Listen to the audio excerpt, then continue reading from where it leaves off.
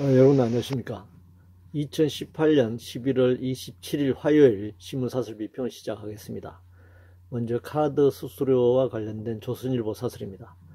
소득주도 정부 실패를 왜 민간 카드사가 책임져야 하나라는 제목의 사설에서 최저임금 인상 등으로 어려움에 빠진 중소상공인과 자영업자를 도와준다면서 신용카드 수수료를 연간 1조 4천억 원 줄이는 방안을 당정이 합의했다. 비판하고 있습니다. 중앙일보는 언제까지 정치 논리로 수수료 인하할 건가라는 제목의 사설에서 등 돌린 자영업자 잡기 위한 무리수, 최저임금 등 실정 보완 아닌 미봉책, 엉뚱한 고통 정화 말고 혁신 유도해야 한다 라고 주장하고 있습니다. 동아일보는 카드 수수료 낮추기 여전히 관치, 당치, 당이 정당을 말하는 것입니다. 못 벗어난 한국금융이라고 비판하고 있고, 한국경제신문은 자영업 위기 카드 수수료 인하 아닌 근본 해법 내놔야 한다는 제목의 사설에서 최저임금 대폭 인상 등 소득주도 성장 정책을 밀어붙이더니 그 실패의 책임을 카드업계에 전가한다는 지적이 있다, 이렇게 비판하고 있습니다. 이 카드 수수료 인하 문제는 소득주도 성장이나 최저임금 문제 이전에 대기업과 중소상공인 및 자영업자들에 대한 카드 수수료의 차등이 근본 원인이었죠. 그래서 그것을 이번에 해소하는 그런 차원이라고 할 수 있습니다. 정부가 최저임금 인상으로 영세상공인 및 자영업자 부담이 늘어나서 이를 해소해 주기 위해 수수료를 인하했다. 이걸 지금 계속 확산하면서 문재인 정부 소득주도 성장 정책을 공격하고 있습니다. 그리고 그 소득주도 성장 정책의 가장 핵심적인 내용이 최저임금 인상이다, 이렇게 공격하면서 사실은 최저임금 1만원 문재인 정부 공약을 파기시켰고, 또 최저임금 식대라든가 수당을 포함하는 최저임금 삭감법, 실질적으로 산입 범위를 확대라는 명목으로 최저임금 삭감법을 통과시킨 이후에 이제 수당, 주유수당을 폐지한다든가 직업종별 최저임금을 차등으로 지급하자고 주장해온 이것을 관철시키기 위해서 선제적 공격을 하고 있다, 이렇게 얘기할 수 있습니다. 산업 정책과 관련해서 매일경제신문은 한국 산업 기둥이 흔들린다 라는 제목의 사설에서 반도체, 철강, 자동차 등 우리 경제 주력 산업들의 내년 수출 생산 증가율이 크게 둔화되고 상당수 업종은 아예 침체에 빠질 전망이다 라고 지적하고 있습니다. 중국, 일본, 프랑스 등 경쟁국들이 기업의 R&D 투자에 세제 지원을 늘리고 있지만 한국은 대기업 R&D 세제 공제를 2013년 R&D 비용의 3 내지 6%에서 최근에 0 내지 2%로 줄였다, 이렇게 비판하고 있습니다. 세제 지원을 늘리려면 조세 부담률을 OECD 평균 이상으로 높여야 합니다. 재벌 대기업들이 천문학적 산해유보금을 쌓아두고 있으면서 R&D 투자를 게을리하고 있습니다. 그러면서 정부에 세제 지원을 요청하는 것은 굉장히 잘못된 일이다라고 생각합니다. 먼저 정부가 이 R&D 투자에 대한 세제 지원을 늘리려면 조세를 획기적으로 높여야 한다, 이렇게 생각합니다. 유통발전법과 관련해서 매일경제신문은 복합 쇼핑몰까지 주말 문 닫게 하는 유통발전법 반시장적이다 라는 제목의 사설에서 월 2회 일요일 의무 휴업 규제를 복합 쇼핑몰, 아울렛, 면세점까지 확대한 내용을 정부가 이제 검토하고 있는데, 전통시장은 대형마트나 복합몰 영업 제한으로 인한 어부지리를 기대할 게 아니라 해외 골목 상권처럼 자체 경쟁력을 키울 방안을 모색해야 한다. 상생 프레임에 갇혀 국내 유통업계가 혁신 기회를 잃게 될까 걱정이다. 그러니까 상생할 필요 없다는 거죠. 골목 상권은 망하더라도 국내 대형 유통업계만 혁신하고 성장하면 된다, 지금 이런 주장을 하고 있는데, 사실 골목 상권이 왜 이렇게 경쟁력이 잃게 되고 망하게 된 겁니까? 골목에 대형마트가 들어왔기 때문에 그렇습니다. 우리가 미국 같은 경우에 대형마트가 이런 골목에 들어올 수가 없는 것이죠. 수십 킬로 떨어진 아주 외곽에 정말 자동차를 몰고 멀리 가서 이렇게 살 수 있는 그런 것이어야 하는데, 우리는 완전히 골목 곳곳에 대형마트가 다 파고들어서 골목 상권을 완전히 무너뜨린 것입니다. 그래서 이 골목까지 파고든 대형마트가 골목 상권을 완전히 붕괴시켰다고 할 수 있습니다. 그런데 이 붕괴 직전에 있는 골목 상권을 향해서 재벌 대기업, 유통업체와 경쟁할 수 있는 경쟁력을 키워라, 이렇게 주장하는 것은 뭐 전혀 맞지 않는 것이죠. 그래서 뭐 상생의 프레임에 갇혀 있다라고 하는 것은 상생 자체를 하지 않겠다라고 골목상권 완전히 무너뜨리고 재벌 대기업의 유통업체만이 살아남겠다, 이런 주장을 하고 있는데, 정부가 이것을 그대로 두고 볼 수는 없는 것이죠. 국가안전과 관련해서 문화일보는 통신망 무방비에 철도사고 빈발, 국가안전 흔들린다 제목의 사설에서 기강을 잡아야 한다, 이렇게. 뭐 이게 지금 뭐 60, 70년대 얘기도 아니고 기강을 잡는다고 되는 것이 아니죠. 국가기관 산업을 민영화하거나, 한국통신에서 보듯이, 그리고 뭐 철도 부분도 계속 민영화라든가 아웃소싱을 계속적으로 확대해 왔습니다. 노동자들이 뭐 파업을 하면 뭐 왜 민영화에 맞서서 불법 파업을 하느냐, 이렇게 공격을 하지 않았습니까? 그래서 이 한국통신처럼 민영화해서 저렇게 완전히 이 통신 대란이 발생하거나, 철도의 경우에도 상당 부분 아웃소싱 비정규직을 확대해 나가는 그런 안전불감증이라고 하는 그런 기강이나 이런 측면이 아니라 구조적인 측면에서 문제가 발생하고 있습니다. 정규직을 축소하고 하청 비정규직을 늘리면서 안정성이 파괴되고 있다. 그래서 문재인 정부가 생명과 안전에 관한, 특히 공공부문의 비정규직을 정규직화하겠다라고 작년 대선 이후에 인천공을 찾아가서 그 약속을 했지만 하나도 지키지 않고 있습니다. 다 뭐 자회사를 통한 비정규직인데 그것을 뭐 정규직이다 이렇게 우긴다든가, 지금 자볼드의 경우에 청와대 앞에서 단식 농성을 하고 있는데, 그 자볼드에서 어린이들, 청소년들, 학생들에게 미래의 직업관에 대해서 가르치고, 또 미래의 직업에 대해서 소개하고, 그런 중요한 역할을 하는 자볼드의 강사들은 아주 고용불안에 시달리는 비정규직 노동자들이죠. 그러니까 전혀 맞지 않는 것이잖아요. 이 직업의 안정성, 직업의 이 밝은 미래를 얘기하는 사람은 정말 불안정한, 언제 계약 해고될지 모르는, 또 차별받는 그런 곳에 공공부문 노동자를 종사한다는 것은 말이 안 되는 것입니다. 그래서 안전과 생명과 이거 관련된 부분들이 이렇게 민영화되거나 아웃소싱 되거나 비정규 노동자로 하청업체 비정규 노동자가 채워지고 있는 상황에서는 그냥 단순히 안전 뭐 불감증으로 얘기하거나 감정적으로 얘기하거나, 또 기강을 다 잡아야 한다는 식으로 뭐 관료적 어떤 통제 방식으로 이걸 얘기한다고 해서 해결될 문제는 아니라고 생각합니다. 종북 문제와 관련해서 문화일보는 급기야 공산당이 좋아요 외친 종북 현실과 문정부 책임이라는 제목의 사설에서 개인의 일탈 차원이 아니라 조직적으로 자유민주적 기본 질서 침해에 나선 상황으로 봐야 한다. 근데 여기서 조직적이라는 것이 뭐냐는 것이죠. 그러니까 말하자면 뭐 진보 진영이나 운동권 전체가 조직적으로 이 종북의 어떤 그런 상황이 됐고, 자유민주적 기본 질서를 침해하고 나서고 있다, 이렇게 지금 몰아가고 있는데, 뭐 개인이나 특정 단체가 뭐 그런 주장을 한 것으로 이제 언론이 보도를 했습니다. 문화일보가 지적을 했습니다. 근데 이것을 침수봉대해 가지고 자유민주적 기본 질서를 침해했다, 이렇게 주장하는 것은 이데올로기 공세죠. 특정 단체의 목소리를 법으로 단죄하지 말고 우리 사회 성숙한 여론으로 이것을 판단하게 해야 한다고 생각합니다. 그게 자유민주적 기본 질서죠. 자유민주적 기본 질서를 얘기하면서 뭐 어떤 개인이나 특정한 소수의 단체가 이런 얘기를 했다고 해서 이것을 법으로 제지하고 통제하고 이렇게 하는 것은 자유민주적 기본 질서가 아니죠.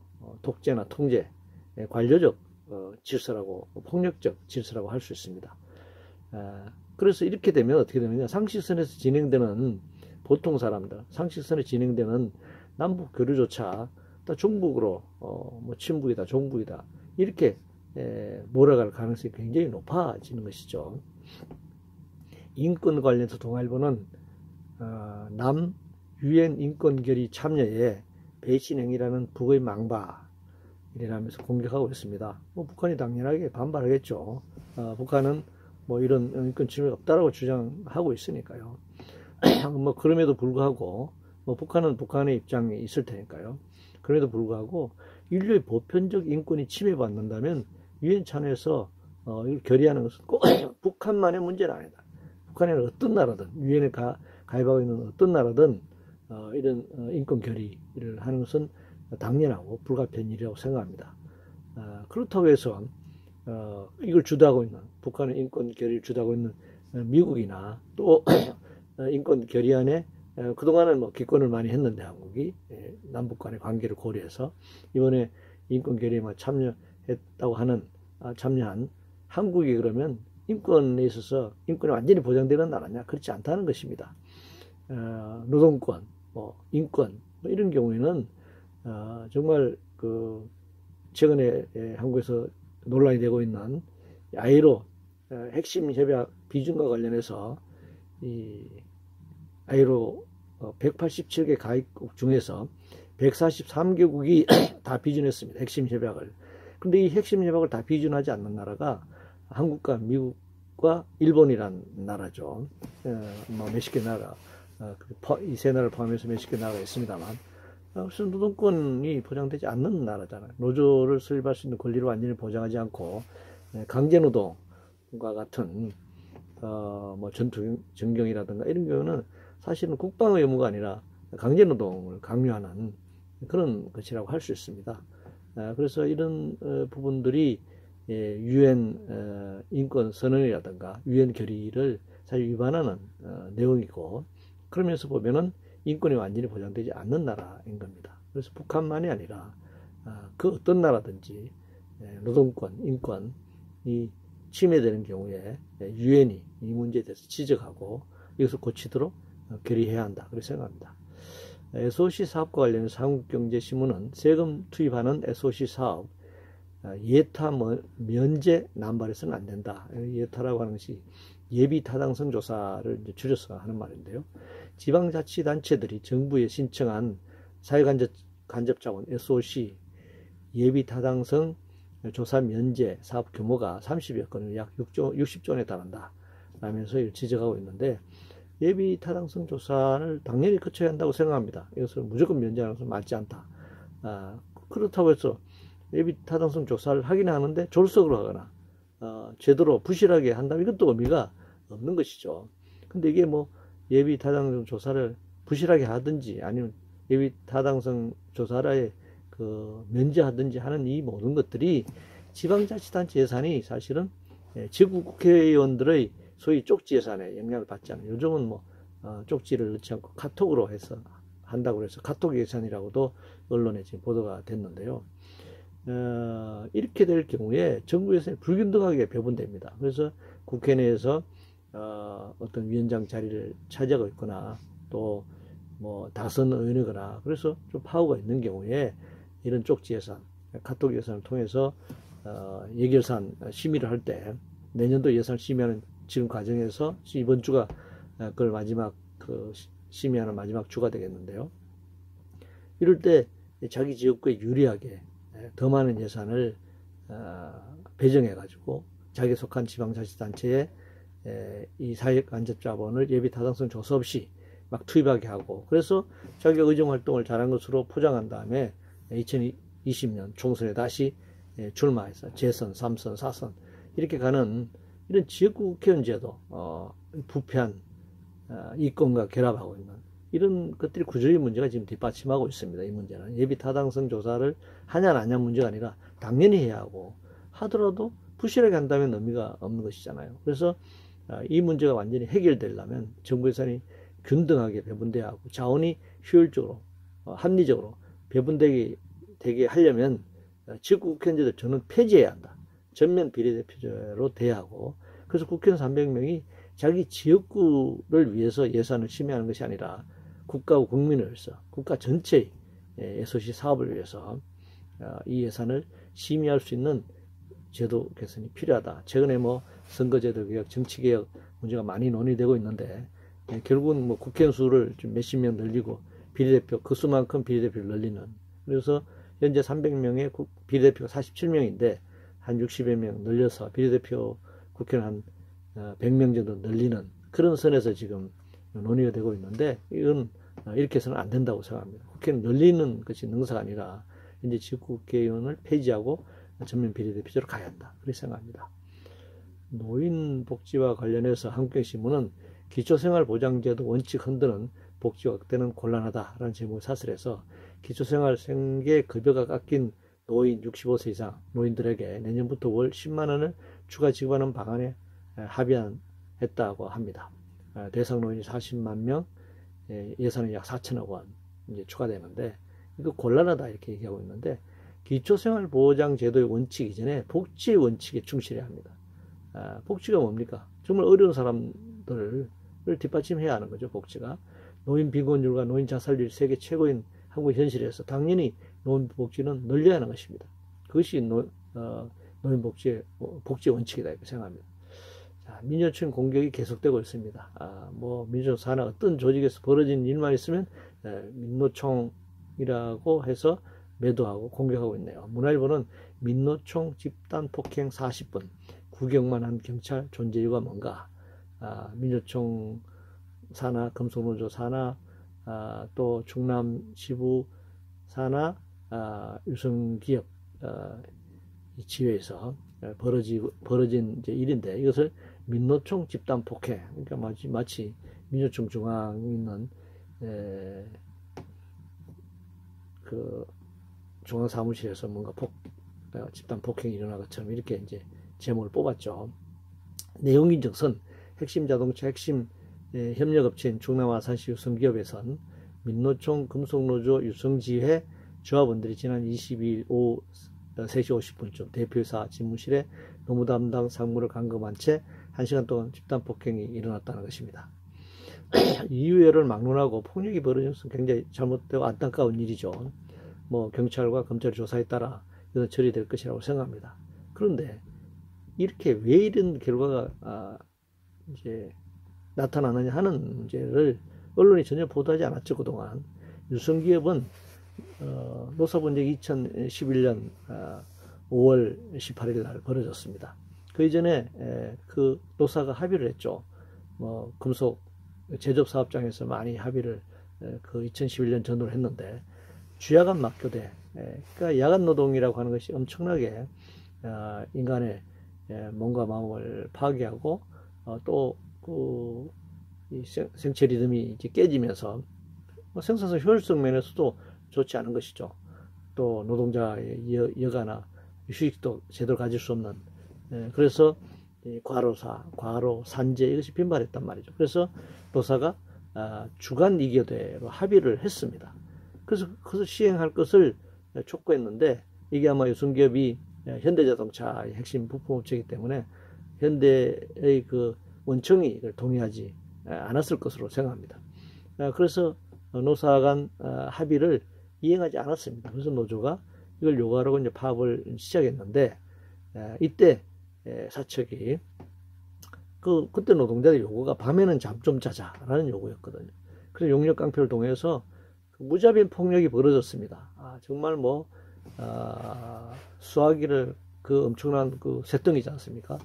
그것을 그 조합원들에게 내 던지는 등 무자비한 폭력이 일어났고, 경찰이 강제적으로 막 파업한 노동자들을 진압하고 또 폭력이 벌어지고 했습니다. 2009년에 쌍용자동차에 대한 이 폭력 진압, 이명박 정권의 폭력 진압에 이어서 2011년 유성기업 노동자들에 대한 폭력적 진압이 진행됐고, 그 이후에 사측은 지속적인 부당노동을 자행했습니다. 그래서 회장이 구속돼서 아마 1년 넘게 감옥에도 구속형을 살기도 했죠.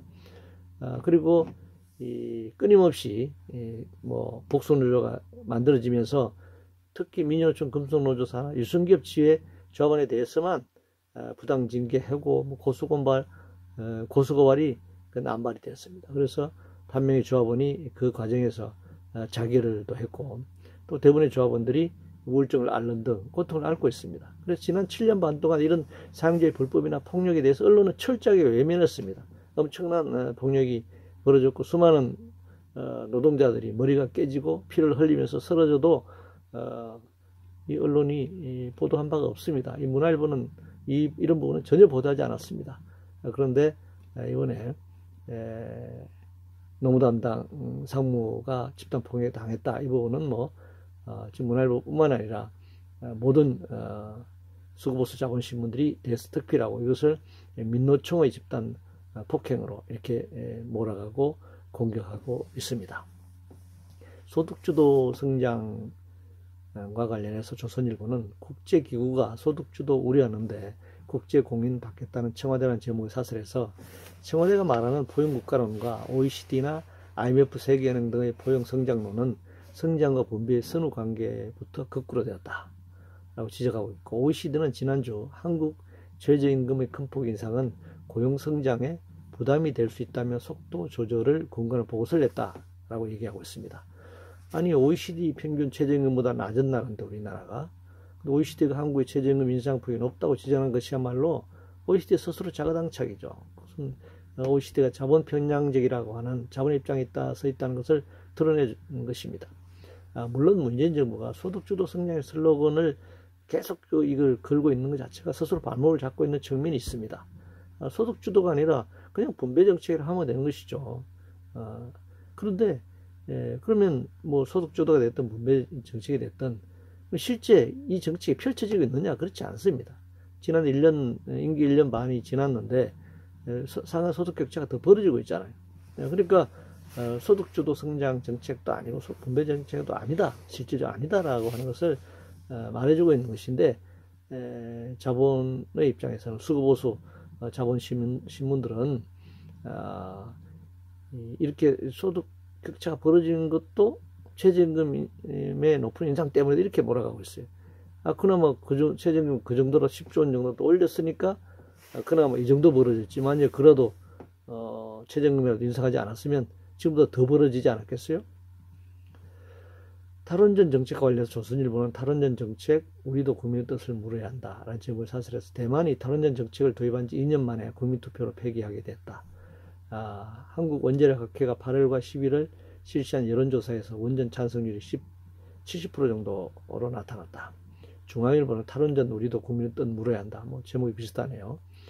원자력학회는 지난주 원전 비중을 확대 또 유지해야 한다는 의견이 67.9%라는 조사 결과가 나왔다면서 발표했다면서 우리도 탈원전 정책 포기한다 이렇게 몰아붙이고 있습니다.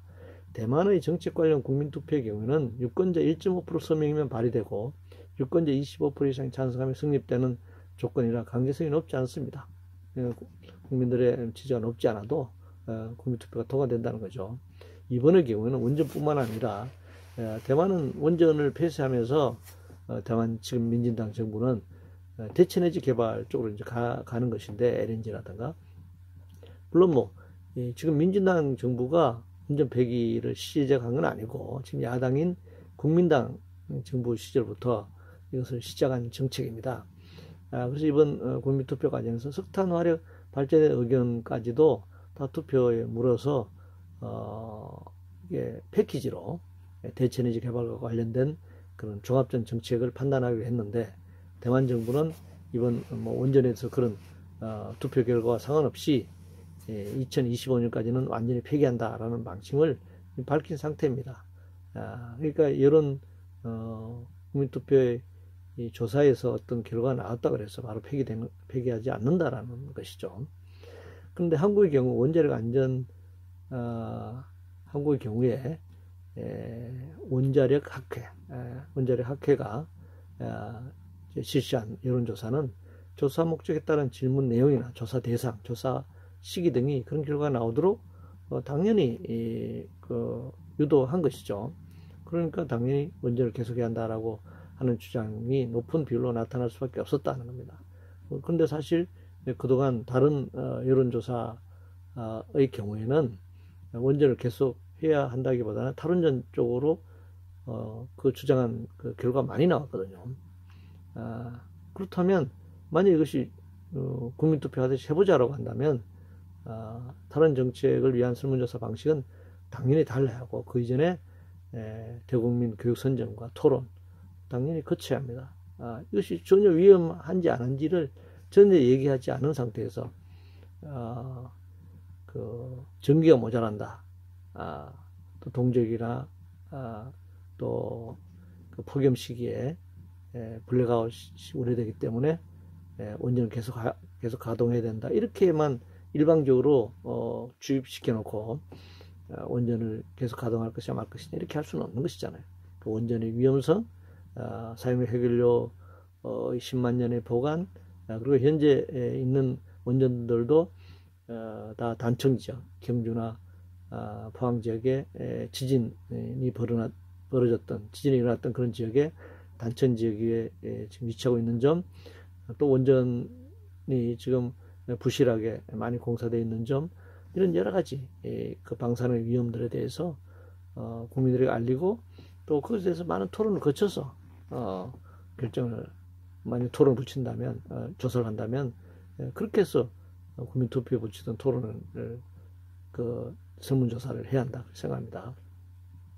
통신 대란과 관련해서 중앙일보는 KT통신망 화재 정부 책임 가볍지 않다 라는 제목을 사설해서 KT의 관리 부실이 문제였지만 국가기관 시설을 종합적으로 관리하는 시스템이 미비했다는 점에서 정부 책임도 있다라고 주장하고 있네요. 동아일보는 디지털 재앙에도 방호, 허술한 통신의 심장 KT 해와 타워 부분을 주요하게 지적하고 있습니다. 뭐 이석기 의원의 어떤 그 내란 업무 관련된 내용에도 이런 해와 KT 해와 타워를 뭐 지목했다라고 하는 그런 식으로까지도 이렇게 이 사설에서 부풀려서 얘기를 하고 있습니다. 아니 뭐 공기업을 정부가 관리하면 경쟁이 약화되고 효율성이 저하고 관료화되고 뭐 관철에는 부정부패가 만연하고 그래서 민영화해야 된다고 난리를 쳐서 2002년 문재인 그 김대중 정부 때 민영화하지 않았습니까? 한국통신을 뭐 사실 민영화라고 했지만 사실 사기업화죠. 사기업화 또는 사유화입니다. 그렇게 해서 사기업으로 해외 투기자본의 경영권을 실질적인 경영권 넘겨 뭐 회장이야 사장 회장이야 뭐 우리나라 사람이지만 실제 해외 투기자본의 비율이 굉장히 높기 때문에 우리나라 기업이라고 꼭 할 수 없는 상황이죠. 그렇게 민영화 해놓고 지금 와서 정부 책임을 묻죠. 2002년 한국통신 민영화한 후과가 지금 나타나고 있는 것이죠. 수만 명의 노동자, 10여 차례 걸쳐 구조조정을 통해서 수천 명, 몇천 명씩 노동자를 정리해고하고 노동자 절반 이상을 다 쫓아냈습니다. 그리고 핵심 부문조차도 하청업체에 아웃소싱하고 비정규직을 확대하고 있는 건물들 매각하고 부동산업으로 치중한다든가 또 설비 투자 비율을 급격하게 지금 축소했습니다. 왜냐하면 이 해외 투기 자본을 비롯한 주주들에게 고배당을 해주고 또 경영진들이 고액의 연봉을 받아가고 챙겨가고 하기 위해서는 이런 부분에 투자할 수가 없잖아요. 투자비를 줄일 수밖에 없습니다. 그래서 이 높은 수익률, 주주에 대한 고배당에 혈안이 되어 왔는데 뭐 지금 정부 책임을 물어서 어떻게 하겠다는 겁니까? 그래서 이 구조적인 문제를 해결하려면 당연히 통신의 공공성을 회복해야죠. 노동자 착취와 통신 소비자에 대한 수탈을 막기 위해서는 2002년의 그 민영화, 사기업화가 잘못했다라고 하는 그런 관점에서 새롭게 한국통신의 재국공유화를 통해서 통신의 공공성을 회복하는 모든 구조적인 문제를 갖추지 않으면 이 통신 대란은 앞으로도 빈발하게 발생할 수밖에 없다라고 하는 점을 알아야 합니다. 이상으로 2018년 11월 27일 화요일 신문사설 비평을 모두 마치겠습니다.